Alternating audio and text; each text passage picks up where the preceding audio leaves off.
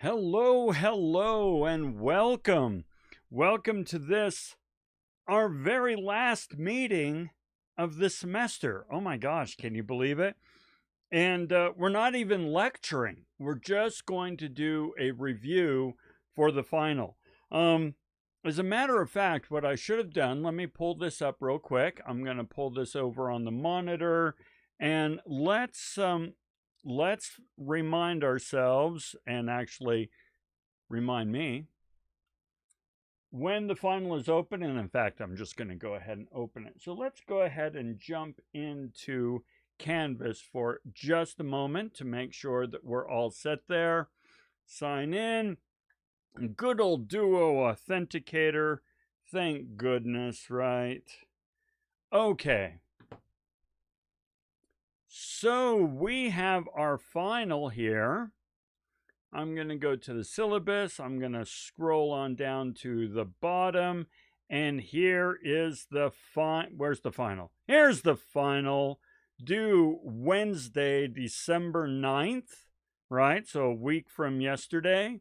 And let's see, it is available and open as of right now, December 2nd to December 9th. So we can do this. We're going to do it right now, and it's going to be fantastic. So with that in mind, if you are not a member of this particular class and you're just here because I'm just so dang good looking, this is not going to be a really beneficial review for you. On the other hand, if you are taking a Business 1050 course here at Salt Lake Community College and you want a review for the final, this is the review for you. All right? So we're not going to be lecturing on anything new. We're not going to be exploring anything new. We're just going to talk about everything you need to totally ace the final. Okay? So that is what we're going to do. Joseph, Jeremy, Aaron, Timothy, everyone, welcome. Fantastic. All right. So let me tell you what you need to do to crush the final. And I promise this, okay? I promise you that if you are here listening to this, right, or watching it later, and you take notes, all right, take really good notes, really good notes, and you maybe pull up or reference a couple of the readings that you're a little fuzzy on, or pull up and reference some of the answers, some of your discussion answers, discussion responses. There's the word, discussion responses. If you do those three things and have those ready during the final, you're going to be so fine. All right. You're going to totally rock it. Seriously. All right. Take my word for it. All right. It's not impossible to get 100% on the final if you do all those things that I just talked about. All right. So what we are going to do is I'm just going to start going through this stuff, right? So get your notes ready, so on and so forth, and be all set and get ready to kind of, remember stuff that we discussed 3 months ago and bring it back up to the forefront. All right? So let's get started. All right. So remember, at the beginning of the semester, we talked a lot about critical thinking. All right? You want to make sure that you understand and can discuss the following aspects of critical thinking. What does critical thinking mean? What is the practice? And, what does it mean that it is the error detection in one's own thinking? Okay, remember, critical thinking isn't about pointing fingers at other people and say, you're screwed up, you're screwed up, you're screwed up. It's not that at all. It's about looking in the mirror and saying, you're screwed up. In other words, finding error detection in our own thinking, not the thinking of others, our own thinking. All right, I have always believed this. Is it correct? Well, let me analyze it. Let me consider it. Let me research it. Let me challenge my thinking. Let me talk to other people who have a different point of view. And that way I can find errors in my own thinking. So make sure you understand that. Be prepared to discuss the difference between rhetoric, dialectic, and reason. Okay? Rhetoric, of course, remember, is being passionate. All three of these have a place. All three of them are delicious in the right place. Okay? So, rhetoric is the passionate. It is a speech or writing that rouses people's passions and just the sense of self-actualizing and aspiration, right? So some of the greatest speeches in the world are just pure rhetoric. I have a dream speech, Gettysburg Address. These are all rhetoric, okay? Which means they're not bringing up facts. They're not bringing up data. They're not, doing all this sort of stuff. Whereas dialectic, things a little bit more on the data side. But the reason, it's really reason and rhetoric you super want to understand. Reason is all about the critical thinking, right? Is analyzing what we look at, looking at our opinions and our beliefs, analyzing them, breaking them down into their constituent parts, evaluating them, challenging them, and then reconstituting a new outlook. So you'll want to make sure you understand those. Okay. All right. By the way, on critical thinking, it wouldn't hurt you to know the difference between a type 1 error and a type 2 error. Remember, we discussed these in detail in the lectures, and they're also included in the text. So remind yourself of a type 1 and a type 2 error. Okay? All right. Trade, barter, and money. Remember, we're going back in our Wayback Machine to remember these things that we talked about. In terms of trade, be prepared to discuss the purpose of trade. Why do we trade? Well, because you have a bunch of crap that you don't need, but I do. And I have a bunch of crap that I don't need that you do. Let's trade. Right? Meeting each other's needs, accounting for surpluses and deficiencies in the economy. So make sure you understand all that. Trade and business has existed throughout almost all of human history. Understand how and why this is the case. All right? So if you remember, Brian's and such. Hey there. So if you remember, a business transaction is super, super simple. Remember, I used the example of borrowing an egg with my neighbor, right? And I feel that I made a strong case that even simply borrowing an egg from a neighbor is in fact a very sophisticated business transaction. Business and trade has been around for ages and ages. Happened with the Sumerians and the nomads, happened with the Vikings, and so on and so forth. Be prepared to kind of discuss those things. The Sumerians, the nomads, the Vikings. This is where trade goes way, way, way back, but was in fact very, very sophisticated trade. Okay, so remind yourself of the responses that you gave to the discussion questions around Sumerians, nomads, and the Vikings. Okay, be sure to define barter. You have to be able to define barter. Remember, you're trading crap without money, no money. No money. And I, in fact, made the case that we barter today. You pay for Google services to a tremendous degree, email, Google Docs, all that sort of stuff, with just plain information, your personal information. That's barter, okay? Remember the true nature of physical money, right? Remember, and this is something we glossed over in a past lecture, Marco Polo found that China had invented money, paper money, in the 13th century. What do we mean by inventing money? We talked about this ad nauseum, folks. Money is just a abstraction of universal abstraction of value, right? There is no such thing as money, but we can create things like paper that represent this concept of money. And therefore, the paper has value because not because the paper does, but because that which it represents has value, right? So remember, you'll want to remind yourself of all those things, but we talked about that quite a bit. I don't think you're going to be fuzzy on anything there. Okay, continuing on. Once invented, how did money lead to the advancement of trade?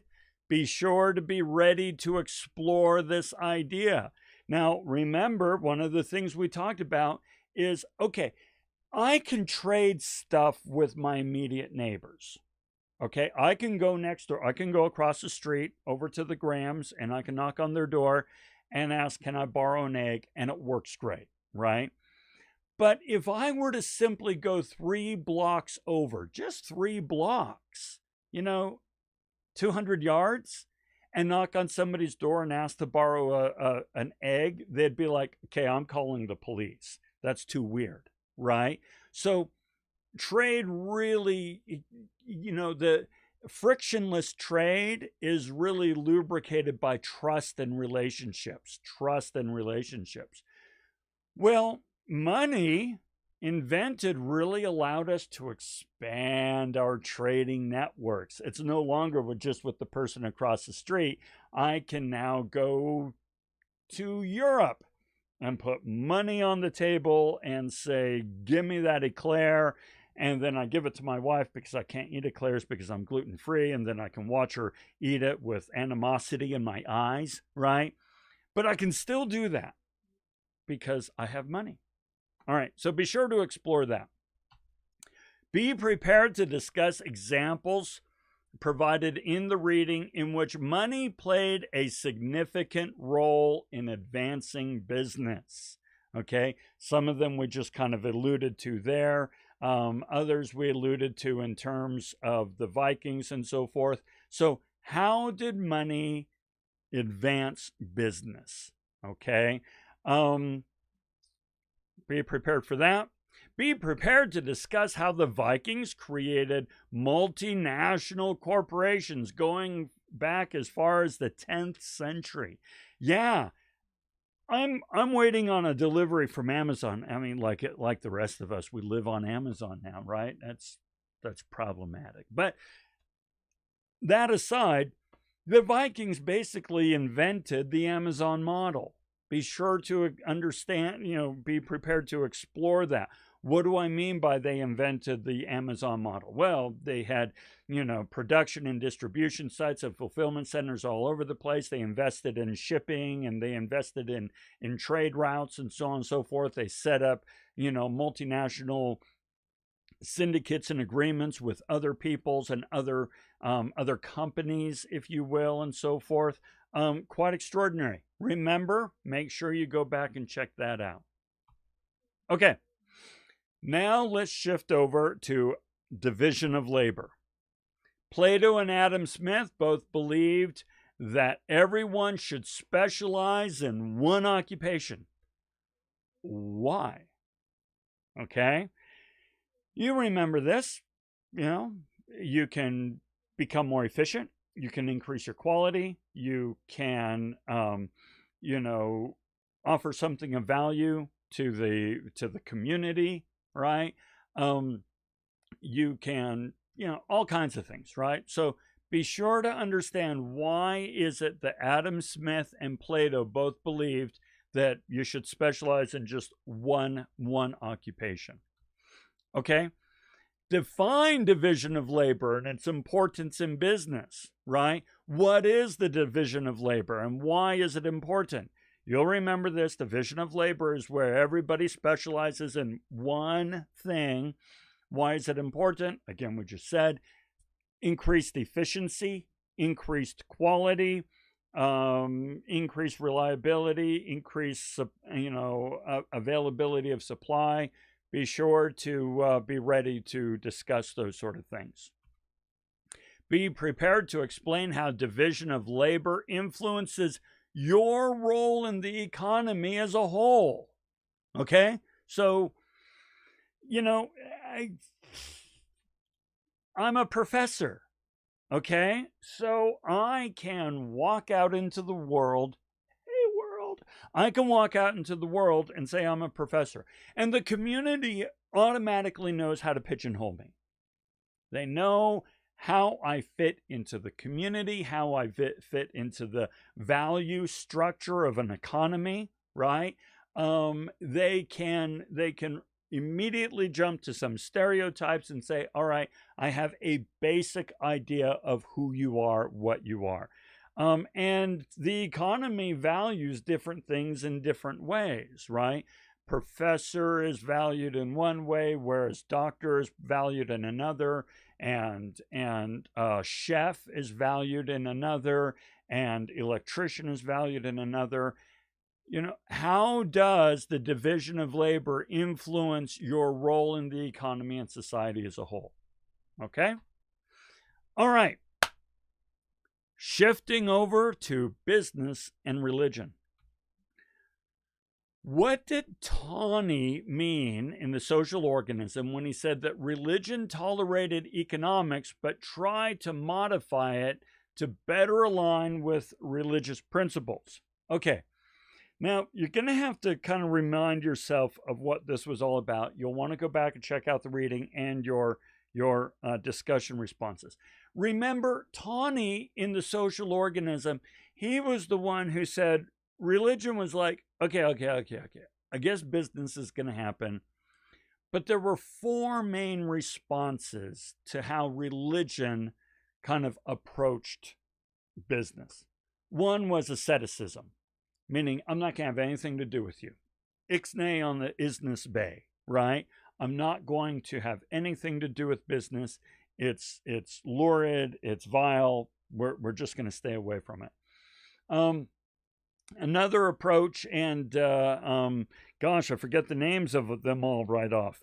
Another approach was, okay, you know what? I'm going to practice business and I'm going to practice religion, but those are two different things. They're completely different things. I can go ahead and be a good, solid, strong business person and operate in that ethical environment. And I can be a good, solid, moral, religious person and operate in that ethical environment. They're just two different worlds. I can do both. Another approach said, well, okay, we're going to go ahead and practice it, but we're going to change it. We're going to actually change business and change economics to more closely align with our religious values than they do organically. So we're going to kind of put in place some practices that we feel more reflect who we are religiously.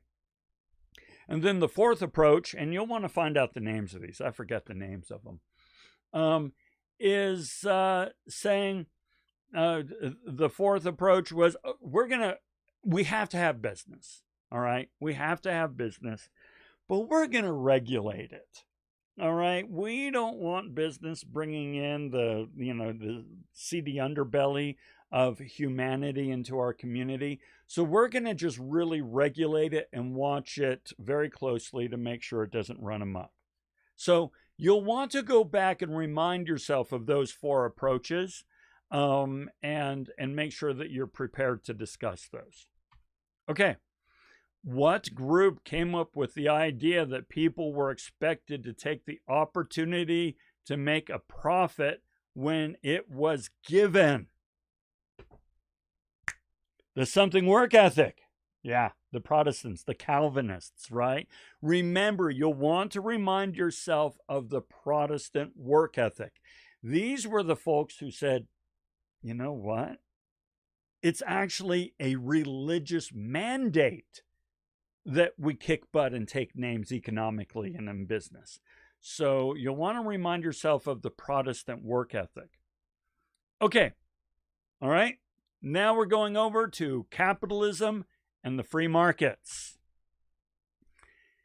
In the economic revolution, Hellbrenner says, the market system with its essential components of land, labor, and capital was born in agony. An agony that in the 13th century began then and did not run its course until the 19th century. What does this mean? Okay, remember, and I kind of referenced this quote several times throughout the latter half of the semester, because I believe that this economic this agony is still going on today. This is really about the whole idea of labor and management, labor and capital, if you will, and the friction that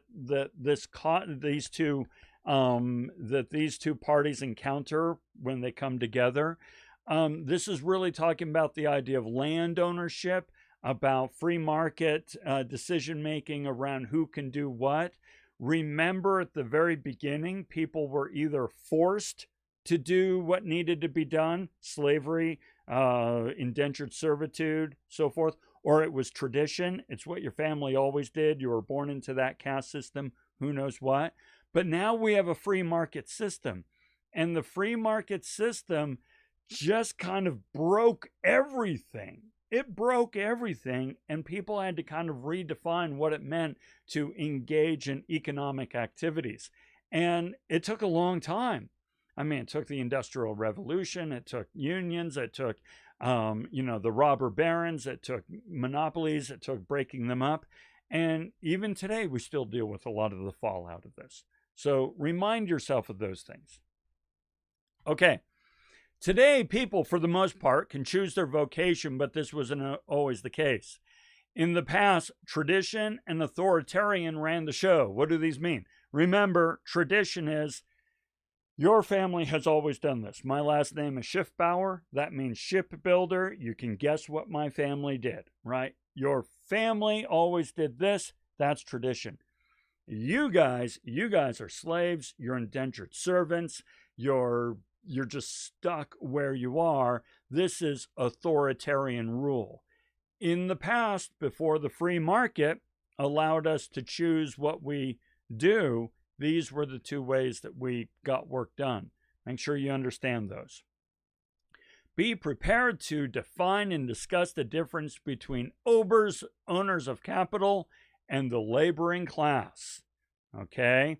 Yeah, I mean, think about Clifford, right? Clifford and in the Lady Chatterley's Lover and so forth, the absolute gulf that separated the two.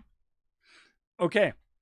Be prepared to discuss the Industrial Revolution, in particular the manufacturing of cotton goods and so forth. If you just go back to the discussion answers, the discussion responses that you submitted for this assignment and review those, you're going to be in fine shape, okay? Because discuss the Industrial Revolution. PhD dissertations have been written about that. What do you mean, be prepared? Just go back and check out your discussion responses. You'll be fine. Okay. The Wealth of Nations. Adam Smith said that a country should not produce something that it can buy cheaper from a foreign country. Why does this make sense? Well, remember, he's the one who coined the term the invisible hand. If everybody simply does what they are best at, they can produce higher quality, lower cost, more efficiency, all that sort of stuff. And so we ought to just focus on what we're,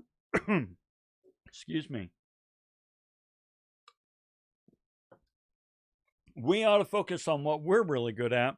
You focus on what you're really good at. And that way, everybody benefits, okay? So it's this whole idea of the invisible hand allowing everybody to benefit if you just operate for your own interests. Okay. Be prepared to discuss the 5 aspects of capitalism: profit motive, private capital, free market, laissez-faire, and the invisible hand. You remember all those. We talked about them ad nauseum. Profit motive, it's never enough. capital, you can own land, you can invest money. Free market means open competition. Laissez-faire, no regulation. Invisible hand, just look after your own self-interests, and weirdly, everybody will benefit. Those are the ideas. Make sure you understand them. What was Potter's take on the American economic system? Remember, Potter made the case that Americans practice a particular brand of capitalism. It is not strict, pure capitalism. Potter made the case that the American values of continuing to progress, of each generation doing better than the next, of having access to capital and access to opportunity, these American values work their way into our form of capitalism. And so, yes, we practice some forms of, oh heavens, the word socialism, right? Remember, we talked about this. We practice some forms of socialism because we want to have maximum opportunity for everybody, because we believe that is an American value. So go back, look at that discussion, maybe watch that video again.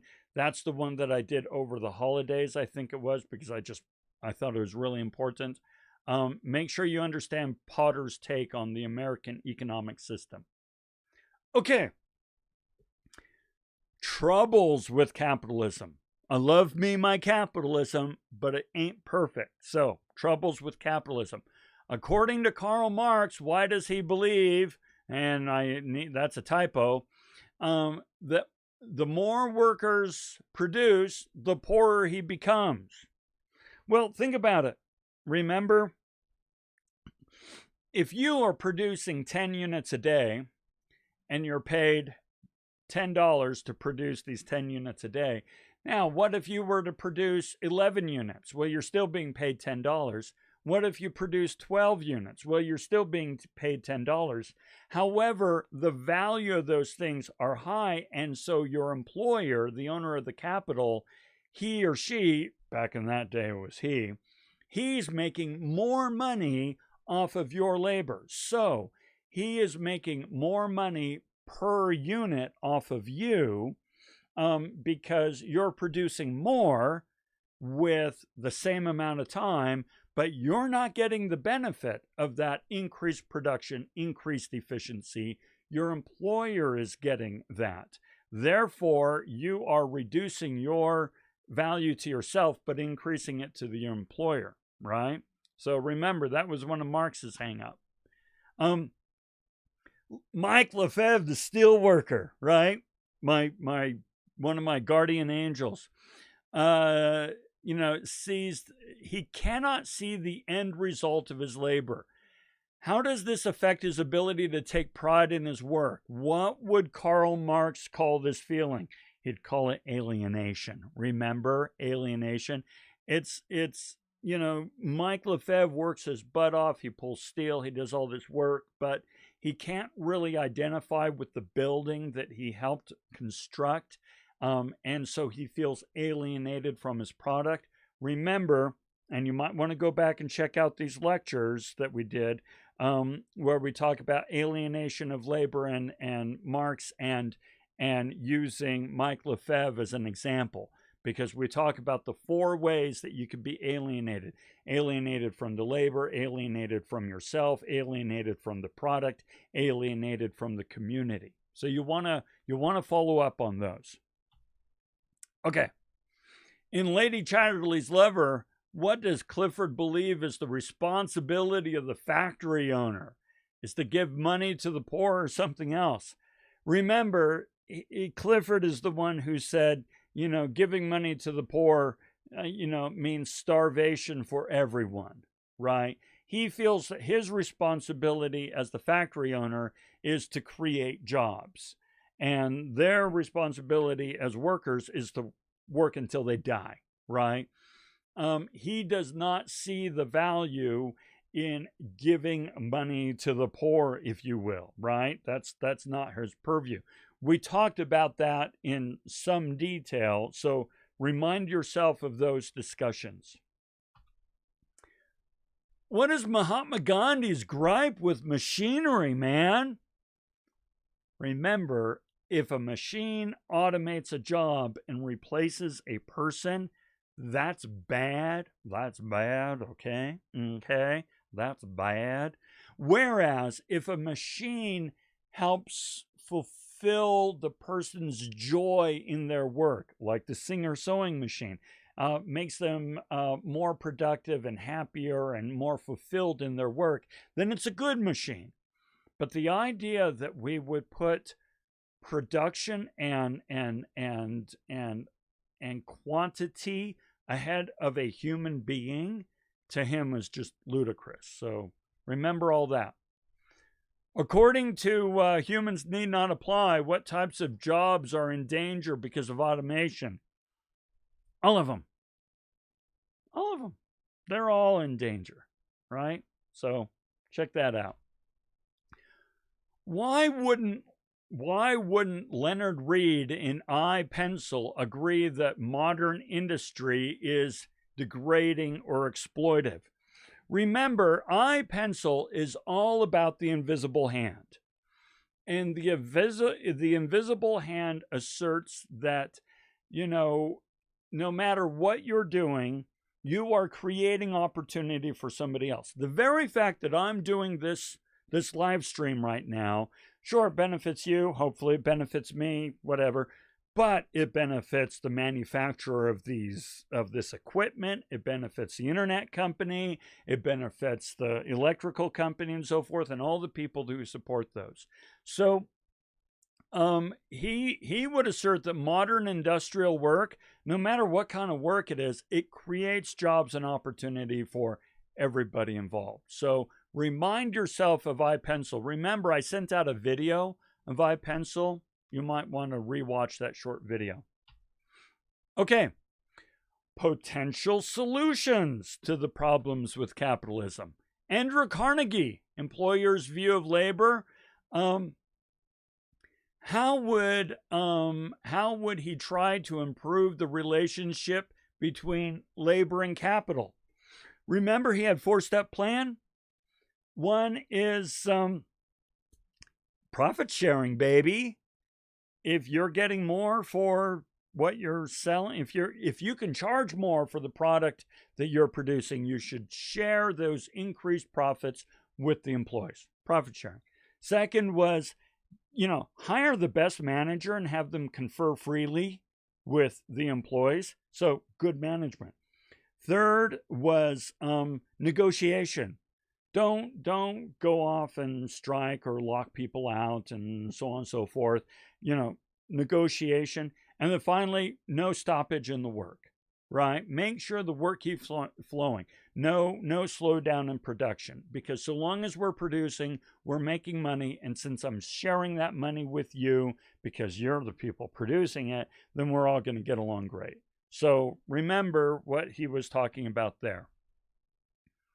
What does he mean when he says that managers are not owners and so have little interest in the welfare of workers? Remember, he feels that in order to have a real vested interest in the welfare of somebody, you need to share in the profits. You need to be an owner. You're going to care more about your own business than you are about somebody else's business for whom you work, right? So it's all about employee ownership there. All right, science of management. We're getting there, folks.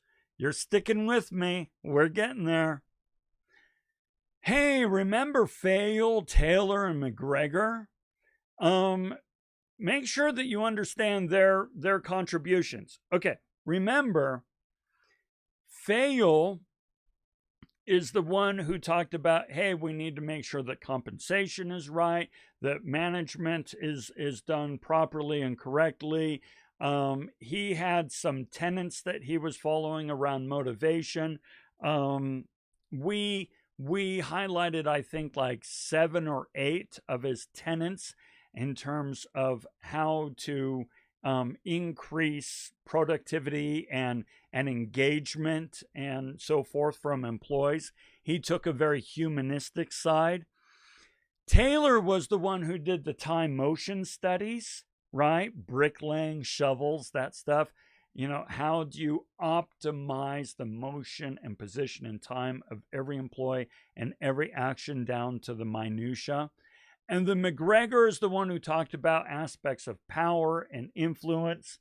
Like Fayol, he talked about situational leadership, how management is not an exact science. You've got to be fluid, you got to be situational, you got to think on your feet, things like that. Give yourself a reminder of who these three were and be prepared. So once again, go back to your discussion responses. That'll hook you up just fine. Be prepared to discuss how management was conducted before it was introduced, before the scientific side. Well, remember, it was, well, this is what it says in the Bible, and this is what it says in Sun Tzu's Art of War, and so that's how we're going to do it. And who are you going to hire as managers? You're going to hire your nephew, your son-in-law. You gotta be male, and you got to be connected to the family, right? Nepotism. It had nothing to do with education or skill or competence as a manager. It had everything to do with where are you on the family tree. And like I say, the sources they went to for management advice, The Art of War, probably not reliable sources. Why did Fayol in general industrial management? Why do you think? He would say that allowing employees to exercise initiative is a great source of strength for a business. Remember, it's all the self-actualizing, right? If I, right now, you check this out, okay? So I am being allowed to use my innovation, my ingenuity, my creativity, my passion to solve a problem. How are we going to teach a class during the COVID pandemic? And because I have been allowed to exercise initiative, I really like this. I really work hard. I invest a lot. I've invested a lot, but I really enjoy it. And so the company, Slick, benefits because they are allowing me to exercise my initiative to figure out how to solve a problem. So that's what Fayol's talking about. Okay. Why would McGregor say that authority will not always work as a means of control in the workplace? Remember, employees can always bite back. They can practice work slowdown. They can go by the book and follow policies exactly. They can passively resist. The fact of the matter is you need the employees. They be the ones that make it happen. And you can't just force them to make it happen. You need to work with them so that they are as engaged as you are. And so otherwise, they're going to fight back, and your influence upon them is actually pretty limited. Okay. Situational leadership. Remember, situational leadership is you bring to bear different skills, different, aspects, different types of leadership depending on the situation. Do your employees need more education? Do they need support and facilitation? Do they need training? Do they need direction? Do they need to really be pressed hard, right? These situations will require a good manager to bring about different leadership skills. Okay? Remember the time and motion studies? We talked about that, shovels, bricks. Make sure you know what the time and motion studies were all about. And here's a freebie, meaning we didn't discuss it in class because I think it's irrelevant, but it's in the test. So I'm giving you an answer. The concept of credit, debit, and ledger invented or inventory and double entry accounting came from Luca Pacioli in the 15th century. Yay. I don't care. So there it is. Here's a test question answer for you right there. All right. I like the big ideas. I don't, whatever. Now I'm going to get in trouble. Okay. We're almost there. Consumerism. Be prepared to discuss the ways in which the purpose of business has changed from ancient times to now. Remember, ancient times was, I have a whole bunch of stuff, I don't need it all. You have a whole bunch of stuff, you don't need it all, but we both lack what the other has. Let's trade. It was about meeting our needs. We need food, water, shelter, security, tools. We need these things to survive. And so business in the past was all about facilitating survival. It's not about that anymore. At least for the most part, in much of the world, not everywhere, and certainly not everywhere here in the United States. So I'm not talking in, 100% absolutes that applies to everyone. But for the most part, most of us are not worried about day-to-day survival. Most of us are worried about, how can I get that new pair of shoes so that when I start school next semester, I'm kicking it into the right gear, right? I want to make sure I'm wearing the right hoodies. I want to make sure that I'm wearing the right glasses, so when people look at me, they think, oh, he's a hipster academic, right? Yeah, I just dry heaved. I'm sorry. But you see what I mean? We are now spending money on things to kind of assuage our ego and to help us set ourselves up in the community and to kind of assert some sort of influence and belonging in that community. All right. What does Galbraith mean by contrived wants and the dependence effect? So I'm building my new studio upstairs. I want a light, this really, really awesome photography light.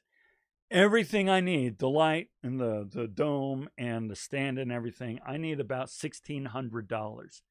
$1,600 for something with one light bulb in it. But I really want it. I really want it. I can probably shoot just fine, shoot meaning the video. I can shoot just fine without it.